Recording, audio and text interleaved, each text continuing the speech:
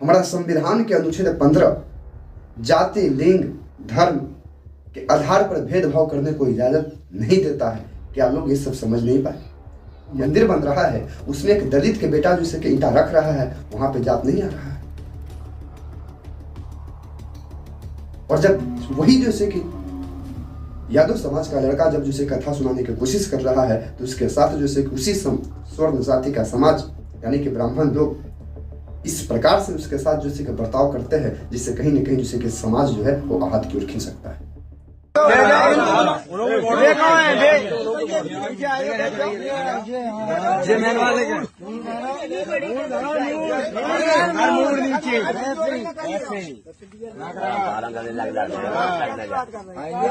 कभी नहीं करेंगे, वो कभी मत करना, इतना समझ लेना। तुम पंडित के यहाँ पे तो ये कटवाए रहे, अच्छा छाड़ी हो ना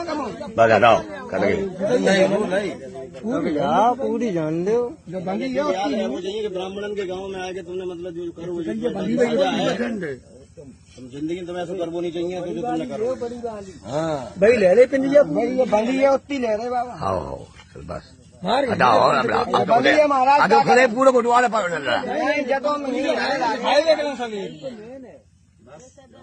अब बोल बजरंग बली। चलो जाओ। जय हिंद दोस्तों। क्या भगवान श्री कृष्ण ने सुदामा से मित्रता उनकी जाति पुष्कर की थी? क्या भगवान श्री राम ने सेवरी का जो था बैर, क्या उनकी जाति पुष्कर की थी?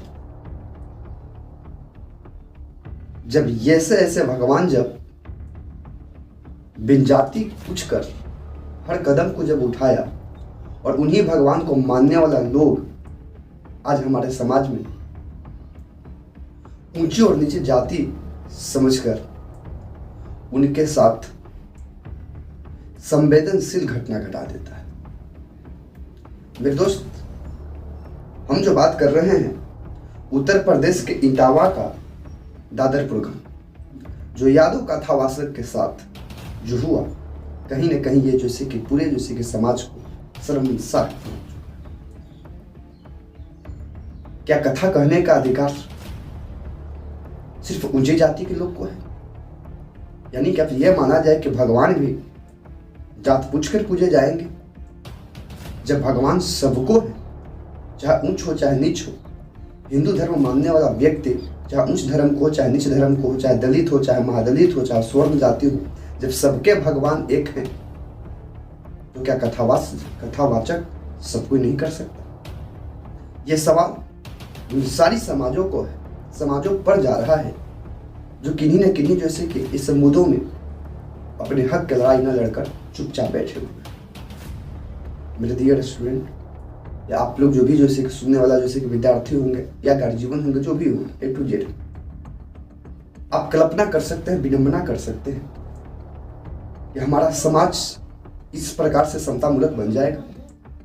हम लोग जैसे कि एक धर्म की बात करते हैं, हिंदुस्तान को हिंदू धर्म बनाने की बात करते हैं, और आए दिन जैसे कि इस प्रकार की घटना जैसे कि मार्केट में आता है, क्या इससे हमारा समाज जैसे कि खो जाएगा?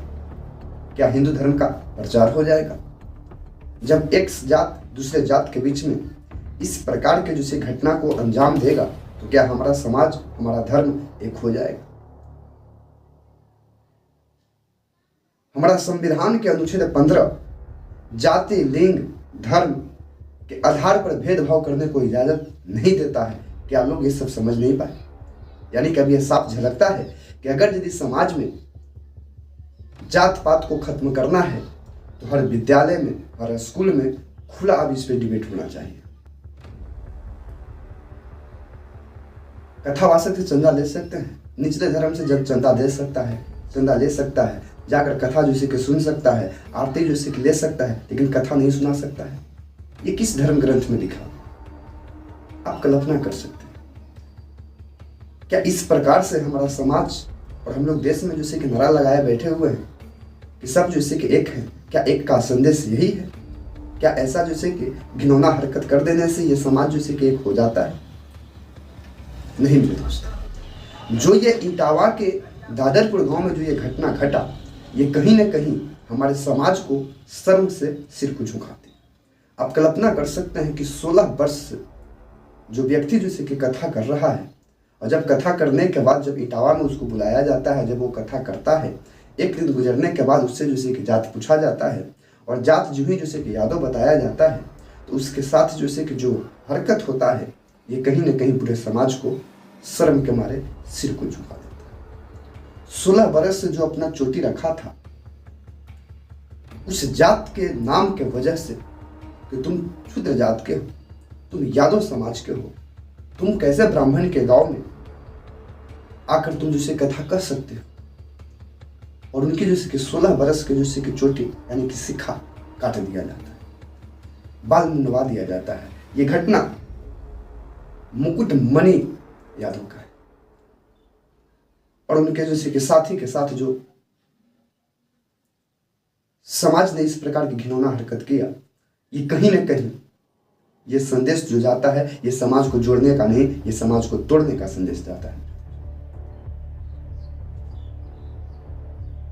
ऐसा नहीं है कि इस प्रकार के जैसे घटना घटा देने से समाज मेरा सिर्फ हो जाएगा, लेकिन अब जो आज के डेट में अगर इस प्रकार के घटना पर अगर लोग जैसे चुप रहते हैं, तो ये कहीं न कहीं जैसे कि हमारे देश के जैसे कि एकता अखंडता के लिए जैसे कि खतरा बनते जा रहा है। जब भगवान खुद जात पात को नहीं माने, भगवान खुद जात पात को जैसे कि छोड़कर सबसे जैसे कि ऊपर श्रेणी में गिने जाते हैं, और भक्त जात के नाम पर भगवान को यदि पूजे, तो कहीं न कहीं जैसे कि लोकतांत्रिक देश होने के बावजूद भी देश हमें खतरा की ओर जैसे कि दिखता है। और इस प्रकार के बुद्धिजीवी लोगों की वजह से एक समाज नहीं, उस हर समाज में अखंडता देखने को मिलेगा, भेदभाव देखने को मिलेगा। ये एकता नहीं, एकता के नाम पर अखंडता की ओर जैसे कि खींच सकते हुए समाज को विनम्रता जैसे कि आने वाला समय में किया जाएगा। इसलिए पुलिस प्रशासन सरकार ये जो भी हो, पक्ष विपक्ष अब तो इस पर राजनीतिक भी होने लगा है, उन सबको जैसे कि छोड़कर अब वीडियो एक जैसे कि सोशल मीडिया पर आ रहा है कि 2 आधार कार्ड मिला, एक आधार कार्ड पर जैसे कि मुकुट मणि अंगोत्री या इस तरह से ब्राह्मण कुछ लिखा हुआ था, दूसरे पर जैसे कि मुकुट सिंह लिखल था। ये सब एक अलग, अगर यदि इस प्रकार से लिखा हुआ ही है, तो क्या आप जैसे कि उसको इस प्रकार से जैसे कि पीटिएगा? आप कल्पना कर सकते हैं, जो मूत्र होता है उससे जैसे कि संकल्प करवाया जा रहा है, क्या कानून लोग बन जाएंगे? हमारे देश का वर्षों का परंपरा है मेरे दोस्त। आप एक से एक कवि को उठा के देख लीजिए। संत तुकाराम अक्षुद्र ही थे, कह सकते हैं स्वर्ण जाति के नहीं थे। रविदास को उठा के देख लीजिए, उमा भारती को उठा के देख लीजिए, कबीर को उठा के देख लीजिए। इन सब उच्च जात के नहीं थे, ये सब नीच जात के थे। इसके बावजूद भी कथावाचक के काम किए हैं। और आज यदि कथावाचक का काम कोई करता है तो इससे दिक्कत क्या होता है? बहुत महान कवि ने कहा था कि पोथी पढ़ी पढ़ी जगमुआ, पंडित भाइयों ने कोई, 2.5 अक्षर प्रेम का, सो पढ़े सो पंडित। कथा सुनाने का संदेश क्या होता है? कथा सुनाने का संदेश तो यही होता है ना कि समाज को जैसे कि हम उस भागवत गीता के उपदेश को जैसे कि समझाने की कोशिश करें, सुनाने की कोशिश करें, जिससे हमारा समाज जैसे कि सुधर सके। और अगर यदि समाज में इस प्रकार के विनम्रता हो कि कथावाचक के साथ जैसे कि सिर मुड़वा दिया जाए, पेशाब से मूत्र से उसको जैसे पवित्र किया जाए, यह सोचकर ये जैसे कि यादव जात का, तो कहीं ना कहीं हमारे समाज के लिए खतरा है। मानते हैं कि कुछ पल के लिए यादव जात के ही था, तो क्या आप कानून अपने हाथ में ले लीजिए? यदि इतना ही जैसे कि दिक्कत था, तो राम मंदिर में सबसे जैसे कि पहला जैसे कि ईंट जैसे कि डालने वाला व्यक्ति जो था, उस व्यक्ति के बारे में भी ये जैसे कि सोच लेते। वो दलित का जैसे कि बेटा था, जिसका नाम कमेश्वर चौपाल रखा, नहीं कमेश्वर चौपाल था, सबसे जैसे कि दलित का बेटा जो ईंट रखा था। जब वैसा जैसे कि भव्य राम आए दिन जैसे कि इस प्रकार की घटना यदि देखने का मौका मिला, और आप जैसे कि चुप पे चुप जैसे कि चुप्पी साधते रह गए, तो कहीं ना कहीं जैसे कि समाज एकता नहीं अनेकता का संदेश जैसे कि भेजेगा। जिस देश में हम रहते हैं उसको हिंदू राष्ट्र बनाने की बात करते हैं, तो क्या ये इस तरह से हिंदू राष्ट्र बनेगा? प्रश्नों का बौछार है मेरे दोस्त। लेकिन चुप रहना भी कहीं ना कहीं आप भी जैसे उसी कलंकित की ओर जैसे खींच रहे हैं जो आज मुकुटमणि यादव के साथ हुआ। तो इसके साथ मुकुटमणि यादव के साथ जो इस प्रकार की घटना जो घटा, ये कहीं ना कहीं हमारे समाज के लिए शर्म से कहीं ज्यादा जैसे कि नीच की ओर पहुंचा। आप गलत ना कर सकते हैं, मानते हैं कुछ पल के लिए वो गलत किया। यादव जात का लड़का था, यादव समाज का लड़का था, वो ब्राह्मण ही गया था कथा सुनाने, नहीं सुनाना चाहिए था, तो उसका बहुत भी तो निदान था। उसको आप पकड़ के पीटते नहीं, सीख नहीं काटते, मूत्र नहीं आते, मूत्र से उसको स्नान नहीं करवाते, छिड़काव नहीं करते, पुलिस प्रशासन को इन्फॉर्म करते, वो आता उनको लेके जाता, अपना छोड़ता खा। लेकिन दरिंदगी से उसको पीटा जाए।